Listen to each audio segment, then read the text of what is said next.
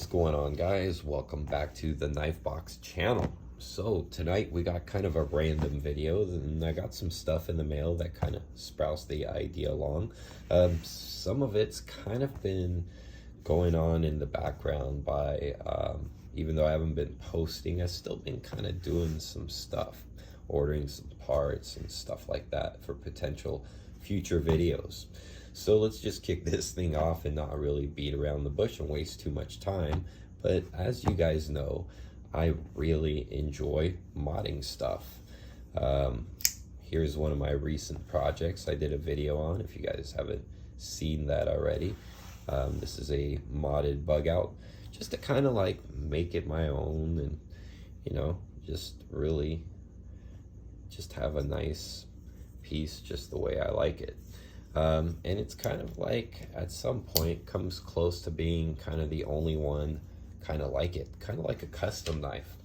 So a lot of you guys know I just love modding my stuff. So I'll bring out some examples here of some cool knives that I've modded, some very long time ago, some very recent. I mean, here's a Ultratech that I sent out for a tritium insert in the button. This is a Marfione custom. I even, you know, mod the budget knives. Here's my Rat Model 1. Here's some limited production stuff. A Stasa modded Shamwari. Heck, this one here that looks all super fancified didn't start out like this. It actually started out like this. So it's completely different now. Still the same knife, same serial number and all that, but I went through the program and had it customized to the specs that I wanted. So there you go. There's that. And then I did something similar where I sent this one back in to get more Mokime added after the fact. Just like, I love modding stuff, guys. It's like part of the hobby for me. So anyways, that's kind of tonight's topic, but we're not actually going to be talking about knives so much. There is another part of the hobby that some of you guys may or may not share, which is watches. And so here it is. This one is a full red display, which is pretty awesome. As you can see, I film my videos pretty damn late at night, but that's kind of when it's nice and quiet out. So anyways, here's what we're going to be talking about today. And here's the model number in case you're interested. And I acquired this recently on an eBay store as a brand new watch. The only bummer is, other than my fingerprints, you can see right here, there is a scratch. It was actually a little bit more apparent when it was brand new out of the box, and what I ended up doing was trying a little bit of metal polish. So really at most angles it's not really quite visible anymore, but it's still there. So like most people, and like me running a YouTube channel and believing in the power of it, I thought I'd buy some stuff off you know, that I've seen used on YouTube to try to cure this scratch, just to see what happens. And then I decided, you know, I wanted to take it a step further. So this one has kind of a plastic resin case with a plastic strap, which is nice. You know, it's very durable and it takes to wear very kindly. But, you know, I just felt like it was kind of a fancy red display, and this is, they were kind of like a little upper echelon as far as their less expensive watches. So I thought, man, how cool would this thing be? You know, kind of like in a full metal configuration. So I did some research and I found a shop in England that very much does that exact same thing. They give you an all metal kit for basically different G-Shocks, and this one is particular for this particular model. And Surprisingly, they even sent me all the tools with new spring bars and everything and new screws. So that is actually really cool. I wasn't even expecting that. So that's what tonight's video is going to be. It's going to be about turning this into a metal G-Shock, basically, and also seeing if we can get rid of that pesky little scratch. So the product that I saw for that very thing is going to be this Poly Watch. I seen this versus toothpaste versus all kinds of other stuff. This seemed to be the one that I saw over and over on, and I kind of look for like the amateur videos like myself to see what the real results are like, you know, and this seemed to be the stuff that worked the best. So let's give it a shot and just see what happens. So from what I hear, you basically just use a very, very, very mild amount of it. Now, before I apply this on here, I'm definitely going to just go ahead and use this little microfiber cloth that they provided. I'm going to pull that out. And then, before we give it a wipe down, I also have this this stuff right here, which is kind of like a rubbing alcohol kind of thing, just to kind of clean the surface off, get the oils off first. Then we'll give it a wipe down with this cloth here. So yeah, guys, I've been enjoying this kind of modding thing. So let's bring out some knives here. I figure let's mix the two hobbies together, because lately I've been enjoying kind of pairing up the watch and, like, you know, the knife. It's kind of cool. I've been doing that on my Instagram. It's cheesy, but whatever, it is fun. So we got this nice and clean, and we got that nice pronounced scratch. Let's see what happens when we apply a little bit of this. Round one, fight. Generous with this. A little goes a long way, but we'll just see what happens.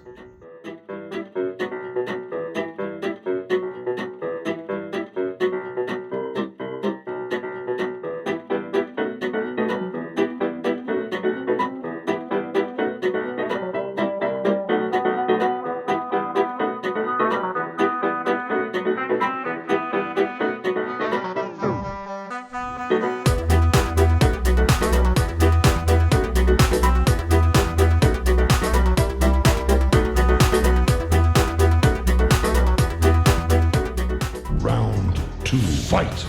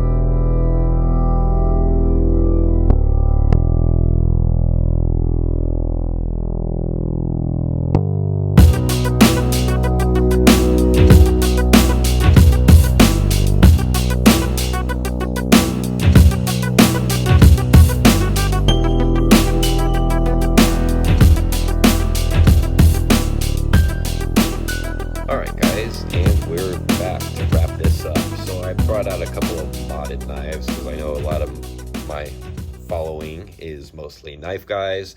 So I'm just going to show a couple modded knives real quick just to have some knife content in this video. I'll just tell you a little bit about the knife and how it's been modded. So this one here is a knife I've been chasing for years. This is a Marfione custom Ultratech. It's got this vapor blast finish blade, and the reason why I obsessed about this one is because this is the John Wick configuration from the first movie. They made a few custom single Ultratech from the pack, like as kind of like without having to buy the whole pack, just as it's sold as a custom. So there was a very few of these. I hunted one down. I only seen two in the last 4 years, and I bought the second one I ran into. So this is pretty much my favorite switchblade, and I actually had it sent out here to do a tritium insert in the button. Again, just something small to kind of personalize it for myself. Something I thought was kind of cool thing to do. So yeah, that's that one right there. I've had that for quite a few years. This one is my bug out, which I did a video recently on, and you can go in my playlist and check that out. This one's ultralight, 1.8 ounces overall. It's featuring some silver twill Alutex scales, and the entire set of hardware, including the access bar, the stop pin, even the original other green standoffs and thumb studs were all replaced by some titanium stuff from Adrian. Basically a Australian hardware maker. He makes stuff for Spydercos and Benchmates and all kinds of stuff. I've been dealing with him for literally about 6 or 7 years, buying for different knife projects and stuff, buying hardware from him, and his stuff is my favorite on the market. It's better than MXG gear. It's better than anybody else with any kind of anodized product. This stuff holds up forever. He really uses good grade stuff. Can't rave about Adrian enough. And here, I'll just put his IG right there so you can check him out. As you can see, his name looks like a porn star. I don't know, maybe he is, but anyways, makes the best hardware anywhere around the world, in my opinion. This one right here is actually a BRS bare bones that I bought, I think back in 2015 or 16 or something like that, I think is when these came out. I bought one when they first came out. It's their stainless steel, kind of affordable Valley Song answer to everything. And then I got the bright idea. I wanted to make it look distressed, so I sent it out to a firearms Cerakote kind of place. They go by Blown Deadline, and by the way, amazing prices, amazing customer service, amazing quality, amazing everything. So I basically hit them up on the email. I'm like, hey, I know you guys do a lot of AR-15s and pistols and stuff. Would you do a knife? And they're like, well, what do you want? I'm like, well, I saw this really cool kind of Spartan battle-worn finish, which I kind of think would look cool on a butterfly knife. And then so at first they were kind of reluctant because of a sharp object. I'm like, you're just gonna Cerakote over it. I'll take care of bringing the edge back. Just go ahead and do that. So they agreed. They said, just take it apart for us and send us the pieces you want Cerakoted. And that is the product right there. So kind of cool. Sat in my knife box for probably another 2 years before the can hear my daughter in the background over there, sorry about that. Sat in the knife box probably for 2 years with a completely Cerakoted edge, and I kind of was going to get around to it, and then I send it to my buddy Gerald from Outpost 76. Check out his channel, it's really awesome. Anything you want to know about steel, that guy knows everything. So I sent this to him, and he did it as a favor. He actually hand sharpened this thing, and it is screaming sharp. Um, and man, I love this thing. It is freaking awesome. So that is that guy. And then last but not least, this is a zero tolerance I traded for a Damascus slip joint I had for a friend with this. And then I ended up buying a scale from Sharp Dressed Knives. And then I gave the knife over to Sean Campbell. If you guys aren't familiar with Sean Campbell, he is basically tons of custom knife makers from all around the world's kind of OEM, local to Americans go-to guy. And he happens just to live about like 20-30 minutes away from me, so I go see him on occasion. And then when I dropped off a knife for a friend for him to fix, I dropped this thing off to him and I said, hey, just go to town and just like do whatever you want to it. So he did this beautiful finish on it, and gave it a really nice screaming edge, and also kind of wire polished the frame for me, just to kind of give it a little bit of like orange peel texturing, which is really nice. And after that, I kind of hit it with a little bit more like polish on it, just to shine it up even more. And the knife just kind of came out really, really cool, in my opinion. So yeah, these are just about these little modded knives. I guess we should do a little knife segment, right? Anyways, so here's the wrap-up piece right here. Hope you guys enjoyed this little video mixture of knives and watches, because I'm kind of digging this watch thing quite a bit. This one's got this really cool display too. It gently fades in and out, which I really dig. It's like the more expensive squares kind of do the same thing. So really, really quite cool. Yeah, we'll do more of these watch videos, but don't worry guys, I'll still be predominantly a knife review channel. So anyways, thanks for sticking around on this long one. And Instagram just hit 3,000 subscribers, so big shout out to all of you guys as well. And the channel just got a lot of recent subscribers, so thank you to all of you new guys. And I will be posting more often. I've just had a lot going on at home, which I'm sure a lot of you can relate to. But yeah, we'll get back into the groove of things. Me and Dirk Warning are actually going to be starting a live on YouTube pretty soon, maybe sometime soon. We're just kind of starting it out, so keep an eye out for that. And I will catch you guys all on the next one. Don't forget to subscribe, hit the bell notification, and all those annoying things other YouTubers remind you of. Have a good one, guys.